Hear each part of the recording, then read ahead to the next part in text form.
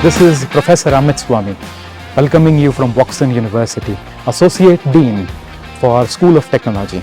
Now, I have 2 decades of experience spanning over mechanical engineering, artificial intelligence, working towards the industries as well as the global businesses. Now, let me introduce you to something which is the hub of creativity.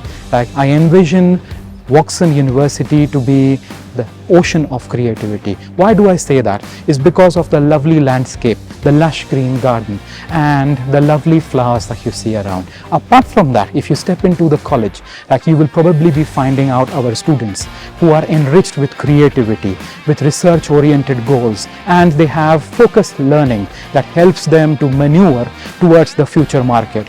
Apart from that, I envision myself to be working towards international as well as local accreditations. Apart from that, I'm also working on corporate portfolios so that I can bring more industries and help the students of the future. We as Woxsen really say that we'll be the future of the world today. Thank you very much.